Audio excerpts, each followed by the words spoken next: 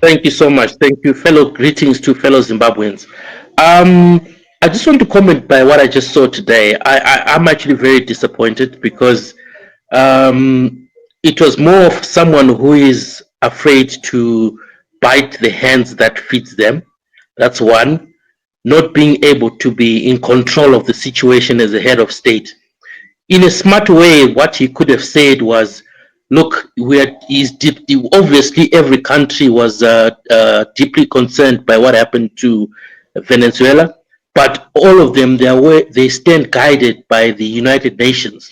So they are waiting for United Nations to deal with the issue because that's how you could have said it, but not to say what he said.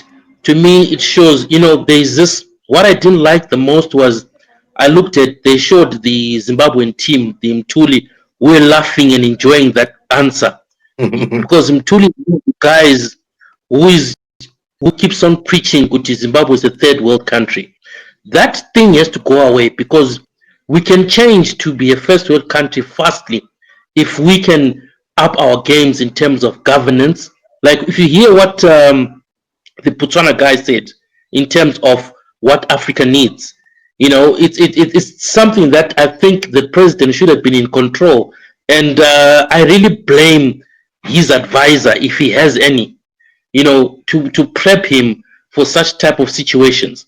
Because you're embarrassed. As a Zimbabwean could know, I would have expected better confidence and in control. And you can't answer a question, you start laughing. Could the Venezuela is far away from us? But you're the head of state, right? To me. I'm not happy. I'm not happy at all. Thanks, Uncle Chin. Right. In his response, he said, "I don't know if what we read is what actually happened in Venezuela." Let us stop, right Okay. there. When you hear that, what is he angling at? To me, it shows that it's like, for instance, someone who doesn't care or someone who is just doesn't want to be part of it. But aren't they a member of the United Nations?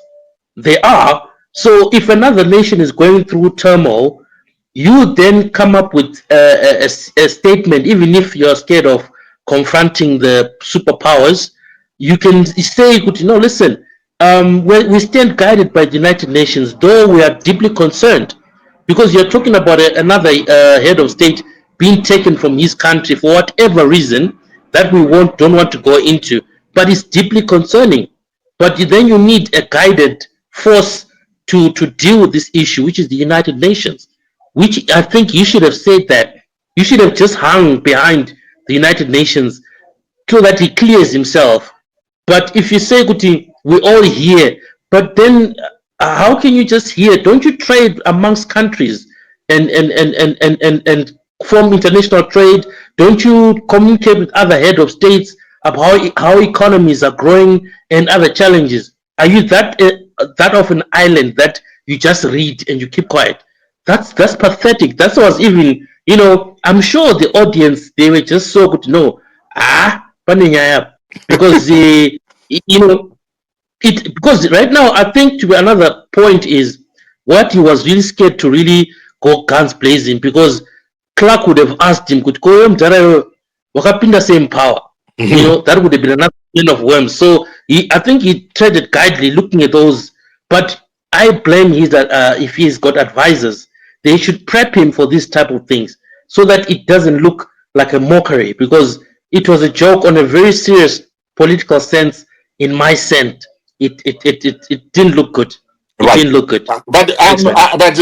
can you do you not see that as probably him condemning, probably him pushing back against the um the framing that probably was looking for condemnation of Venezuela? No, no, no. To me, what it turns out is this is a president who basically doesn't give a damn of what happened. Because you cannot say we just read. Come on, man. You're the head Because of state. because maybe by saying we. I don't know if what we read is what actually happened. Can it not be taken to mean that he's doubting the accounts from the Western media, and he's saying that Zimbabwe, we don't necessarily accept anything, But, any narrative that are externally constructed. that type of answer exposes a lot of things. You've got intelligence in your country Uh-huh. who inform you about what's happening worldwide. That's your job. So if you're going to tell me as a head of state that you just read, what are you telling me? Are you in control? Is your country right now? It actually exposed. But listen, as far as you are concerned, Zimbabwe is running on auto cruise. The head of state has no clue what's going on. And right now, honestly speaking, if we were to have a one-on-one with our president right now and ask him, Your Honor, can I ask you a question? Why is there no electricity in the country? Do you think he's going to give you a good answer? Just electricity. Let's not even go into deeper. Sir, Your Honor, why is there no electricity in our country? With the type of response that do you think he's going to give you a good answer? Or he's going to tell you, listen, another funny thing would listen, I've got electricity, you guys don't. Something like that. You know what I mean? Welcome to Zim One, a platform where every voice matters and every idea counts. This is a space dedicated to nation building, shaped by the thoughts, hopes, and lived experiences of the people of Zimbabwe. From the streets to the classrooms, from farms to factories, from elders to the youth, we bring together brilliant points from different gatherings of citizens across our nation. These are conversations rooted in reality, driven by patriotism, and guided by the belief that Zimbabwe's future is built by its people. Here, we listen, we reflect, and we share ideas that inspire unity, progress, and sustainable development. This channel is not about politics alone. It is about solutions. Not about division, but about collective responsibility. Join us as Zimbabweans from all walks of life contribute insights that strengthen our communities, uplift our nation, and shape the Zimbabwe we all want to see. This is our voice. This is our vision. This is nation building together.